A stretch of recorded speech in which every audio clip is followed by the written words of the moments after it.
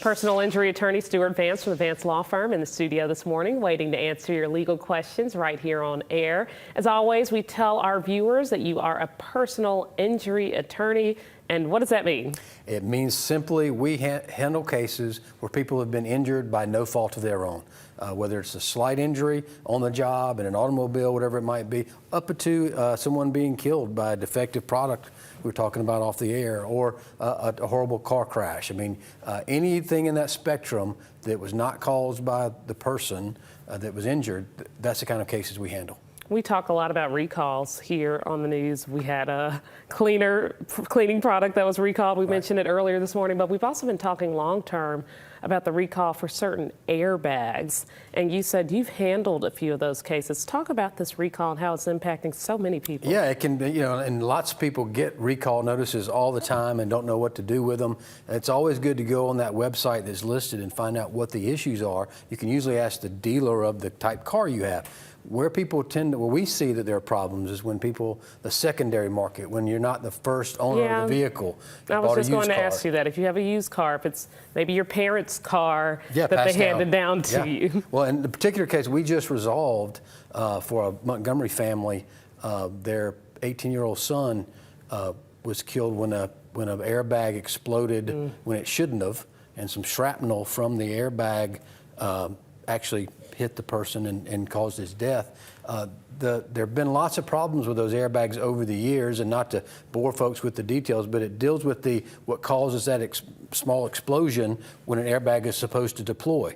The company that we're talking about in particular that had the recall, they were trying to cut corners, and they were trying to use a different material that had been used for years in the past, and it worked initially like it was supposed to, but because it was built to make it oversimplified, almost like a fertilizer type, people talk about, someone could build a bomb, miniature version of that, and what happens was that inert material sat for years, and then it becomes unstable because it is a chemical. And that's what we're causing these explosions of the airbag when they weren't supposed to. So you could imagine driving down the street and an airbag just going off, or in a crash where it shouldn't have, and it went off and it put people's eyes out, it killed them in worst cases. But yeah, those can happen, and that can happen to any kind of product, not just with an airbag. There have been tire blowout cases. There have been seat belts that didn't work or got locked and killed someone. So yeah, that's just another avenue of type cases that we handle. Product liability cases. Anytime there's we often say you can't really file a claim if a deer runs out in front of you, a one-car accident, but a lot of times when it's a one-car accident, it was because of a defective product. So it's always worth calling. We have a caller on the line this morning, Mike from Tallahassee. Mike, what's your question? Yes, my car was stolen, and the guy that stole it totaled my car out completely. And I had insurance on the car, and I called them. All my friends said they should pay you money for your car. I never did get any money for my car, so what do I do? Well, there's a lot of things. I always say it depends.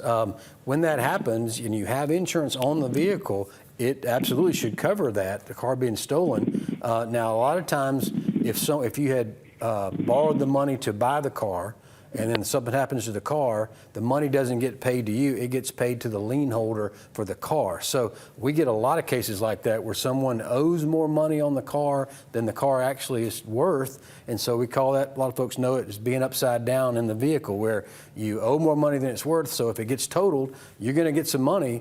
They're going to pay it to the bank or the lien holder of the title of that vehicle, but it's not enough to have the title released, and people end up paying for cars that they don't even have anymore. Yeah, absolutely right. So I don't know all the specifics about that, Mike, but it could be something like that, what they paid got paid to the person, the bank or the finance company, and there wasn't enough based on the policy and the value of the car. That happens a lot. Mike, thanks so much for calling, and stay with us for more Ask the Attorney. We'll be right back. That number to call again is 420-9732 to get your legal questions answered by Stewart Vance from the Vance Law Firm.